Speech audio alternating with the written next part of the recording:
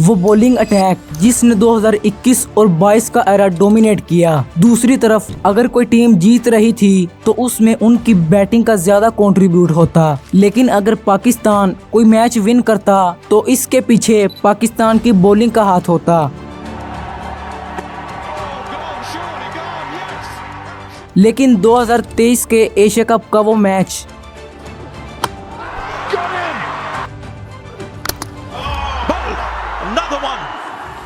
जिसमें हमने ये अटैक आखिरी बार देखा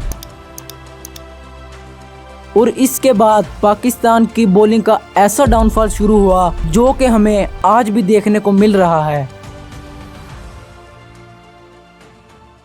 स्विंग, लाइन लेंथ और पेस, ये तीनों चीजें एक बॉलर को परफेक्ट बॉलर बनाती हैं। आज इसी वजह से जसप्रीत बुमराह तीनों फॉर्मेट में डोमिनेट कर रहे हैं और पाकिस्तान की बॉलिंग में इमरान खान, वसीम अकरम, जुनैद खान, मोहम्मद आमिर और शाहीन जो कि पाकिस्तान के परफेक्ट बॉलर हैं। हर एक टीम का एक मेन बॉलर होता है जो कि पूरी टीम की बॉलिंग को कंट्रोल करता है और पाकिस्तान की बॉलिंग में इमरान खान के बाद वसीम अकरम पाकिस्तान के मेन बॉलर रहे और इनके बाद शुएब अख्तर, फिर जुनैद खान, फिर मोहम्मद आमिर और इनके बाद 2021 में ये जिम्मेदारी शाहीन और हारिस रऊफ पर आ गई। इस वक्त टीम में हसन अली भी थे, लेकिन इनकी परफॉर्मेंस बहुत ही बुरी चल रही थी जिससे टीम की बॉलिंग का कंट्रोल हारिस रऊफ और शाहीन के हाथ में था। अब ये इन पर डिपेंड करता था कि ये टीम को ऐसे संभालें जैसे पाकिस्तान के लीजेंड्स ने संभाला। फिर 2021 में शाहीन और हारिस रऊफ अपना पहला आईसीसी इवेंट खेलते हैं। इस वक्त शाहीन की एज 21 साल और हारिस रऊफ की एज 26 साल थी। ये दोनों ही अभी यंगस्टर थे और शाहीन ने अपने पहले मैच में ही ऐसा परफॉर्म किया।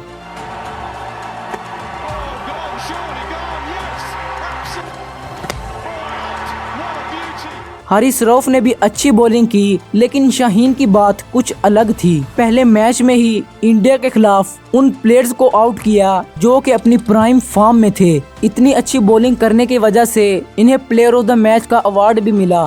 फिर पूरे टूर्नामेंट में शाहीन और हारिस रऊफ की जोड़ी ने काफी अच्छा परफॉर्म किया। इस वक्त शाहीन के पास लाइन लेंथ और स्विंग थी और दूसरी तरफ रऊफ की बात करें, वो अपनी पेस से बल्लेबाजों में खौफ पैदा कर रहे थे। लेकिन अभी भी एक कमी थी क्योंकि शाहीन पावर प्ले में 2 ओवर्स करवाते और हारिस रऊफ को बॉलिंग पावर प्ले के बाद मिलती। अब एक ऐसे बॉलर की जरूरत थी जो कि शाहीन के साथ मिलकर पावर प्ले संभाल सके। इस वक्त शाहीन के साथ Hasan Ali power play control कर रहे थे, लेकिन इनकी फॉर्म बहुत ही बुरी चल रही थी। फिर 2022 के पीएसएल में पाकिस्तान को वो बॉलर मिल जाता है जो कि इस अधूरे अटैक को प्रॉपर अटैक बनाने वाला था और वो चमकता सितारा कोई और नहीं बल्कि नसीम शाह थे। इस पीएसएल में इनकी परफॉर्मेंस को देखकर इन्हें टीम का हिस्सा बना लिया गया। अब तक तो सब कुछ बिल्कुल ठीक चल रहा था और पाकिस्तान की बॉलिंग और स्ट्रॉन्ग होती नजर आ रही थी, लेकिन फिर कुछ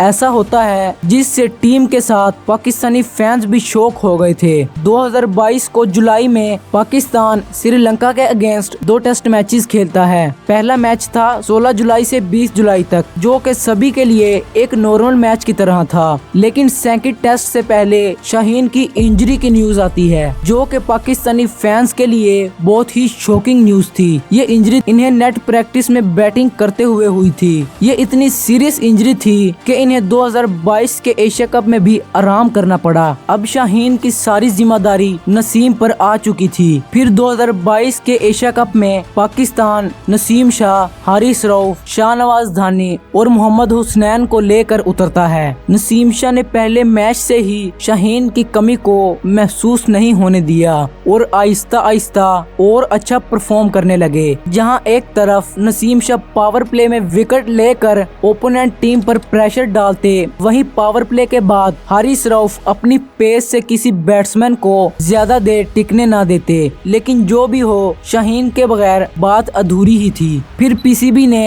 एक ऐसी गलती की जो कि आगे जाकर शाहीन की ऐसी हालत करने वाली थी जो कि हम अब देख रहे हैं। वो गलती ये थी कि शाहीन अभी अपनी इंजरी से इतने अच्छे तरीके से रिकवर नहीं हुए थे कि वो कोई मैच खेल सकें, लेकिन पीसीबी ने इन्हें मशीन की तरह यूज किया और 2022 के वर्ल्ड कप में इन्हें टीम में शामिल कर दिया। इस वर्ल्ड कप में पाकिस्तान की बॉलिंग सबसे बेस्ट मानी जा रही थी। ये एक ऐसा कंप्लीट अटैक था जो किसी भी टीम को ढेर कर सकता था, क्योंकि जहां पावर प्ले में शाहीन और नसीम टीम के ओपनर्स को आउट करते, वहीं पावर प्ले खत्म होने के बाद हारिस रऊफ अपना जलवा दिखाना शुरू कर देते। इस वर्ल्ड कप में पाकिस्तान अगर फाइनल पहुंचा था तो उसमें 70% पाकिस्तान की बॉलिंग का कंट्रीब्यूट था और फाइनल में भी इंग्लैंड सिर्फ 138 का टारगेट चेस करते हुए पाकिस्तान की बॉलिंग के सामने काफी स्ट्रगल करती हुई नजर आ रही थी। ये फाइनल पाकिस्तान हार तो गई थी, लेकिन पाकिस्तान की बॉलिंग ने ये साबित कर दिया था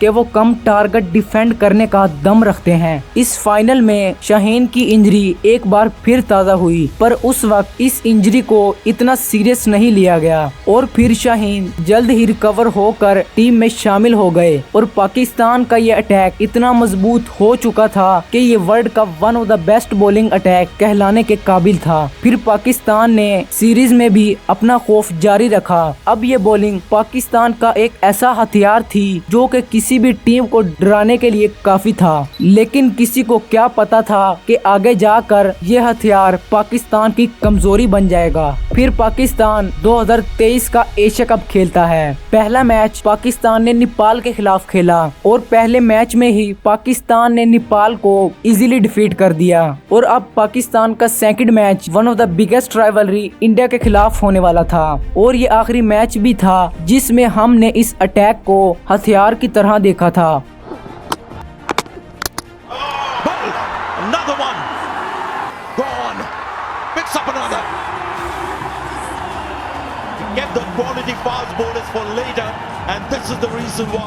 इस मैच में पाकिस्तान की बॉलिंग कुछ ऐसी थी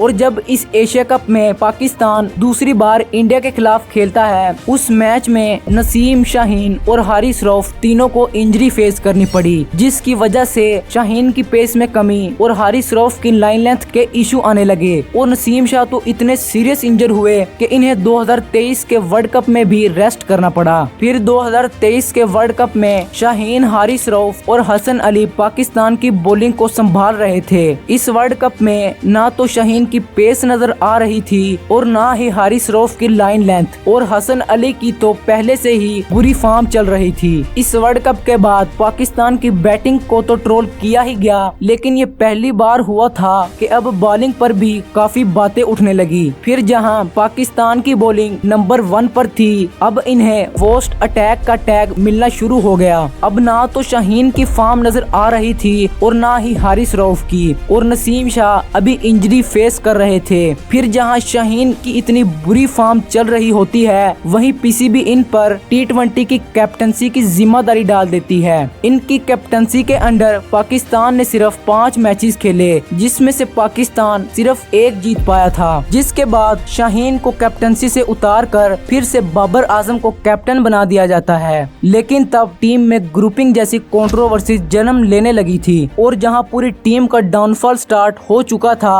वहीं पाकिस्तान टीम में कंट्रोवर्सीज भी बढ़ती जा रही थी। फिर 2024 के पीएसएल में नसीम शाह भी इंजरी से रिकवर हो जाते हैं और अच्छा परफॉर्म भी करते हैं। इस पीएसएल में हमें दोबारा शाहीन की वो पेस भी देखने को मिली जो हम देखना चाहते थे। फिर पाकिस्तान 2024 के वर्ल्ड कप में एक बार फिर एक अच्छा बॉलिंग अटैक बनाकर, जिसमें शाहीन, नसीम शाह, हारिस रऊफ और मोहम्मद आमिर थे और अब सभी को यही लग रहा था कि पाकिस्तान की बॉलिंग फिर से एक हथियार की तरह बन चुकी है, लेकिन जैसा दिख रहा था वैसा बिल्कुल भी नहीं हुआ। इसमें शाहीन और हारिस रऊफ की बॉलिंग तो काफी बुरी रही, लेकिन नसीम और मोहम्मद आमिर ने कुछ अच्छी बॉलिंग की। अब मैं आपको वो कुछ रीजन बताऊंगा जिसकी वजह से पाकिस्तान की बॉलिंग आज इस मोड़ पर आन खड़ी है। पहला रीजन है पीसीबी का शाहीन को एक मशीन की तरह यूज करना, क्योंकि जहां शाहीन को रेस्ट की जरूरत थी वहीं इन्हें रेस्ट नहीं मिला और लगातार खेलने की वजह से इन्हें और भी इंजरीज फेस करनी पड़ी। और दूसरा रीजन है इंजरीज। 2023 के एशिया कप में इंडिया के खिलाफ शाहीन, नसीम और हारिस रऊफ तीनों को इंजरी हुई थी, जिसकी वजह से इनकी बॉलिंग पर काफी बुरा इम्पैक्ट पड़ा था और इनकी परफॉर्मेंस भी आहिस्ता आहिस्ता नीचे आना शुरू हो गई थी। तो आपको क्या लगता है कि पाकिस्तान की बॉलिंग दोबारा कमबैक करेगी या नहीं? कमेंट्स में जरूर बताना। और अगर आप बाबर आजम के एज अ कैप्टन कैरियर के बारे में जानना चाहते हैं तो इस वीडियो पर क्लिक करें।